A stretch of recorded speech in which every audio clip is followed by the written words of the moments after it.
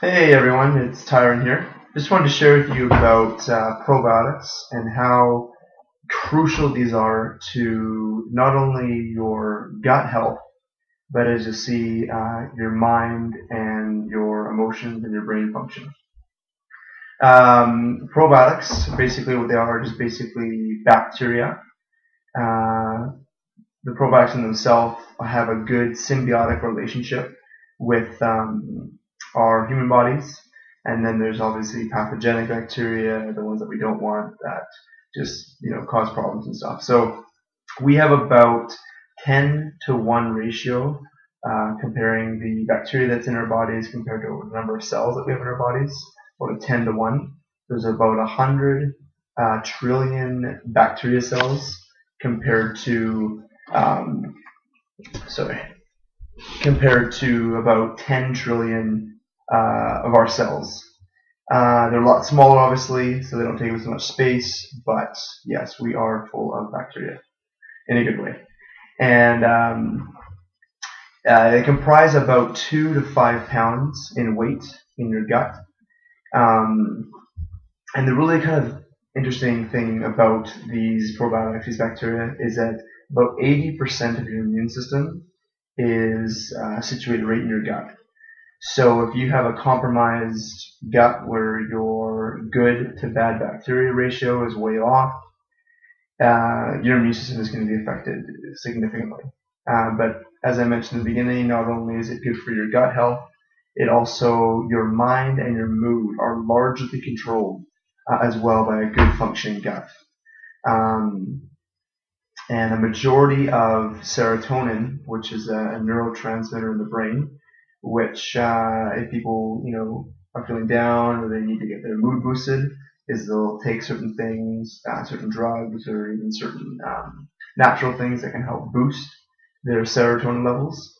So probiotics and the good bacteria, the symbiotic bacteria, actually help to produce the serotonin neurotransmitter in your gut. So it's truly, as the scientific community says, it's truly a second brain. So I just wanted to share with you a few tips on how to encourage you to get a healthy gut. So just a few strategies. Number one is to avoid as best you can all sugar and foods that convert to sugar rapidly. So that would be things like fruit juice, artificial sweeteners.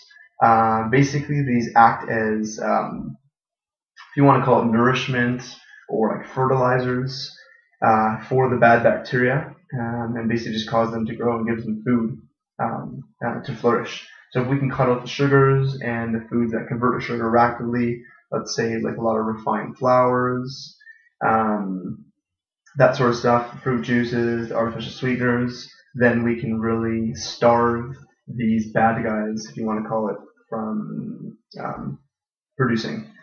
Second point would be to eat plenty of good vegetables. For one, they serve as fiber, which draws out the bad stuff in your stool. But secondly, they act as prebiotics, which is actually food for the good bacteria.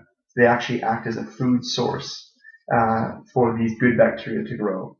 So good sources of vegetables, your green leafy vegetables, your cruciferous vegetables, which is things like kale, cabbage, broccoli, cauliflower, collard greens, those sorts of vegetables, Brussels sprouts, all the green leafy ones, like chard, spinach, all those ones. Very good. Celery, that kind of stuff. Third, you want to eat fermented foods and then start incorporating those into your diet. The fermented foods are basically foods that have been cultured with bacteria. So just to give you an example of a few things would be like kefir, yogurt, sauerkraut, which is fermented cabbage, miso, natto, which is a fermented soybean, kimchi, another fermented cabbage dish, and it's a Korean dish, and also pickles, olives, those sorts of things. And there's many more. If anybody wants any recipes, you can just let me know. It's best actually ferment or culture these things at home and do it yourself, as opposed to buying them at the store. This is more particularly the kefirs and the yogurts, particularly because with cultured dairies or fermented dairies, which yogurt and kefir are, the dairy that they use is going to be damaged dairy, meaning it's going to be pasteurized dairy, which means the enzymes and the bacteria that's already in the milk is going to be destroyed. So it's a dead food to start with. And they possibly may add sugars to it, and or sweeteners, artificial sweeteners to it, which further, as you said before, on the first point, feeds this, the bad bacteria. So we don't want to be doing that. And also too, the small amount of good bacteria that they actually put in to the actual batch when they make it is a small amount. And when you get it and you bring it home and then you eat it, how much is actually maybe left in there for you is debatable. So it's best if you can do this at home. That is best. There is recipes to do it. It's a little bit more time consuming, obviously, than just going and buy it, but the end result is going to be much better for you and to encourage much better gut health. So again, if you need any recipes on how to make fermented foods, whether it's fermented dairy or fermented vegetables, just let me know and I can send some of those to you. The fourth point is we don't want to take antibiotics unless it's absolutely necessary. Antibiotics is antibiotic, which means anti-life. So in obviously situations where it's life or death, you absolutely need to take that. But I think that antibiotics is being overprescribed in our society, which is causing not only killing off the bacteria that you want to get rid of, let's say it's like an ear infection or throat infection or something like that, but it's also killing off a large majority of the good probiotic bacteria. And if someone's not repopulating either with a good probiotic supplement or they're not eating fermented foods, then you're probably not going to be getting you're not going to be repopulating, recolonizing your gut with the good stuff. So if you start to get your diet or your gut more functioning properly, then you're not going to probably need to take antibiotics as much because your body's going to be stronger, it's going to fight off the stuff. But if you must take antibiotics, take it, but then after that, make sure you repopulate with the good bacteria, take fermented foods, clean out your diet, and then hopefully your body will be strong enough that it can just fight off a lot of these infections. Number 5 is the water situation. So for those who are living basically in any Western nation, those who are living in Canada, most of the water is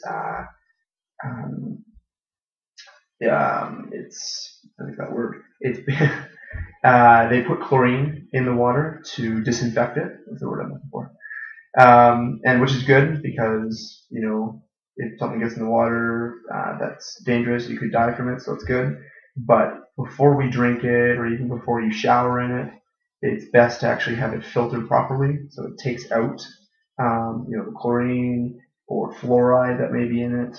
And then even a next step, even better, is if your filter can actually put minerals and good stuff back in that was drawn out by your filter. So you want to take out the chlorine, but at the same time it's going to take out some of the good stuff. So hopefully your filter, if you have a good one, can put that stuff back in. So if you need any tips on or recommendation for a filter, just let me know. Also, number 6, don't use antibacterial soaps. They have a certain ingredient in it that is not beneficial. It's just going to lead to bacteria becoming, particularly let's say more the bad bacteria becoming more resistant to it. So if you can avoid antibacterial soaps, that's a good thing. Number 7 is best you can eat your produce, your vegetables, and your fruit being organic as best as possible to avoid the pesticide residues that may be on that produce. And basically the reason they put those pesticides on there is to kill pests. which would be different organisms and such things like that. So those things would affect your gut as well, the good bacteria in your gut. So as best you can, eating local if you can, organic produce is ideal. Point 8 is to supplement with a probiotic, a high quality probiotic. And there's many different ones out there, and many are good. What I've learned is to avoid one that is enteric coated, and not because of that is bad, but because you're just going to pay more for that. And when it's not really necessary, what you want to be looking for is to buy one that has acid and bile resistant, that has those resistant strains in them. And so you don't necessarily need to worry about the actual pill itself going into your stomach and then going into your intestine and then opening up in there, which the enteric coated capsules, that's what they do, is they bypass the stomach. They don't open up in the stomach. They wait till intestines and then they open up, which is great. But if you get a probiotic that is acid and bile resistant, with strains that are resistant to acid and bile, you'll get about 97% of the strains getting through your stomach, through the first part of the small intestine, and then being able to colonize in the small intestine as well as into the large intestine. So yeah, as best you can, that's what you want to do. And if again, take it without food. So take it 15 to 20 minutes before a meal, not with a meal and not after a meal, but 15 to 20 minutes before a meal is best. And just like any other supplement you want to buy from a trustworthy source. They did a study where they tested about 55 different brands of probiotics, and they found that 13% of them, actually had the strains in them that they said were on the bottle. 13% of the 55, and a third of them didn't have any live organisms at all in them. So definitely quality is important when you're buying a probiotic, but just like with any supplement. So just make sure when you're buying one that you get one that's good quality. There's a few that I've used in the past and are currently used that I think are good. So if you need any suggestions, just let me know. I can direct you towards those. Another recommendation is to buy one without magnesium stearate. Magnesium stearate is basically in the manufacturing process when they're putting the stuff into the pills. The magnesium stearate is added, so it's an anti-caking agent, so that when it's going through the machines and all that kind of stuff, it doesn't cake and get sticky. So just add that to it so it flows through smoothly. So you don't necessarily want to add that if you can avoid that as best as possible. And also, if you can get one with all human strains of bacteria, is ideal. So yeah, just a few suggestions there with the probiotic. Again, you don't need to get one that's enteric coated unless you want to pay a little bit more. Get one that is acid and bile, and has acid and bile resistant strains.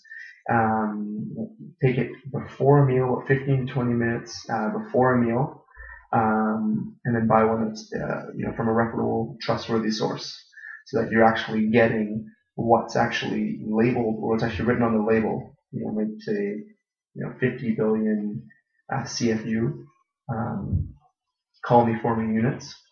So you're actually getting that. It's not half of that, or in those cases where there's a third in that experiment, in that study, where a third of them had no live organisms.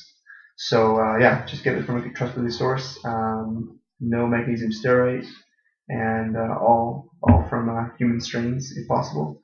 And then also, when you're traveling, you might want to take this with you as well, especially if you're going to a third world country where there's maybe you might be eating food that's you're not used to. Your stomach might not be used to it. There might be different organisms in that food, maybe parasites or certain things like that. It may cause you upset stomach. So I would definitely take the probiotic while there. I would up the dose. If the dose is 2 a day, I would go up to 6 a day, and then 6 a day, and then maybe a few days after that, keep taking 4 a day or something like that.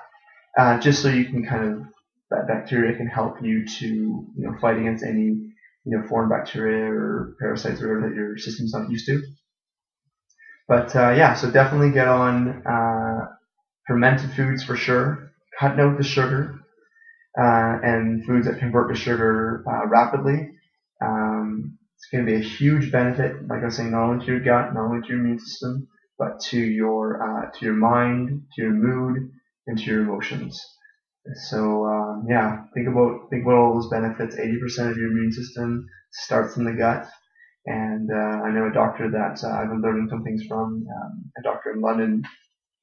Her name is Dr. Natasha Campbell McBride. She says that basically all disease, from her research, starts in the gut. So if we can get our guts functioning properly, we can get our guts, bacterial floral levels right.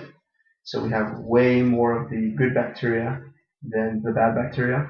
And we're going to have a lot greater function in our system. Our immune system can be so much stronger, and it just spills out into all other parts of our body.